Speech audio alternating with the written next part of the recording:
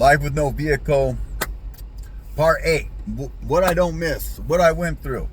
Okay, looking for a goddamn vehicle. That was the worst friggin' part. Me grabbing like, what do you call it? Like advertisements. Okay, I remember on the military base in Fort Bliss, right?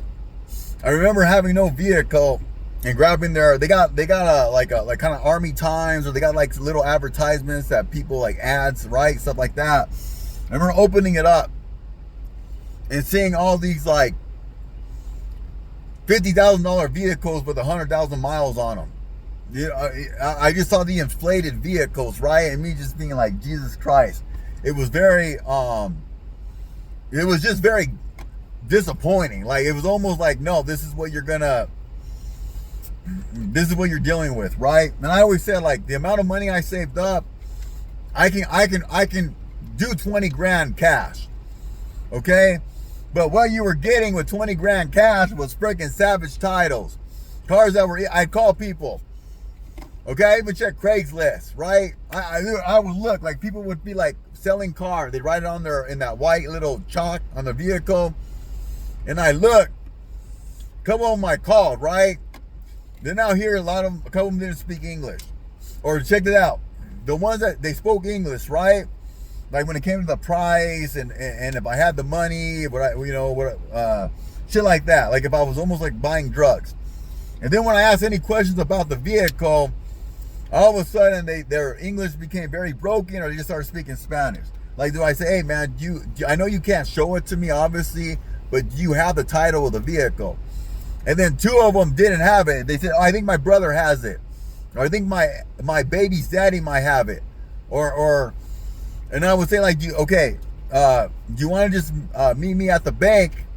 I always say, because there's video cameras at the banks, like even in the parking lot, in case they try any funny stuff, or all that shit. I don't know these people, right? I'd ask them questions like, one Camry, it was I think a 2014 or 15 Camry with 150,000 miles. The guy wanted 15 grand for it, and that's what they go for.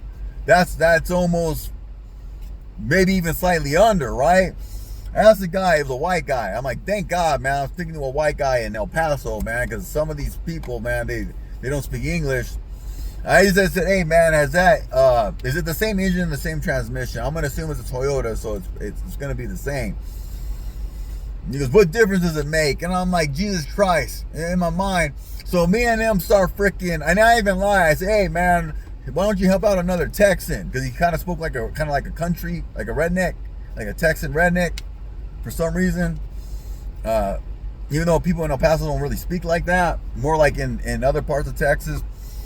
Then he started calling me a fucking Yankee, and he could say, yeah, by the way you laugh, I can tell you're a Yankee, and it just became, started making enemies just by asking, basic questions. I know I can have a way of being kind of funny, like when I ask questions, people tend to laugh, like at customer service, like when I call something or whatever, man. I just, nothing harmful. I got a way about myself, right?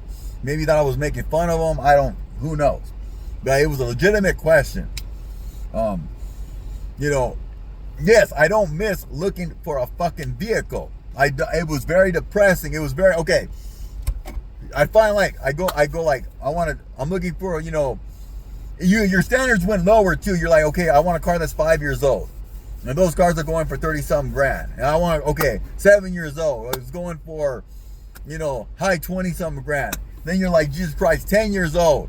And then maybe it'll peak like teens, like maybe from 17 to, it just, so, okay, let me Google 2010 Honda Civic, right? Bam, something pops up. $9,985 Honda Civic.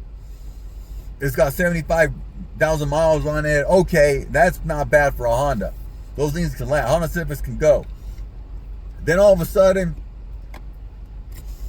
savage title. So I don't miss looking for a damn vehicle. I don't miss calling people. I don't miss. I was really trying to.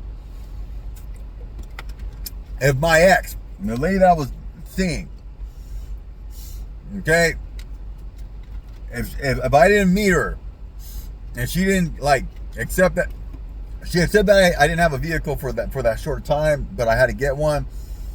But lucky for her, lucky for me, we met.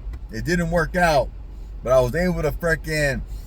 I ended up asking the manager of my apartment complex, the maintenance man, them, you know anybody selling a vehicle? Oh yeah, that could have been fucking done. Who knows how long ago, or maybe it was just a coincidence. I don't know. Maybe I could have been in this vehicle a lot sooner. I don't know. $5,000. My fucking life changed.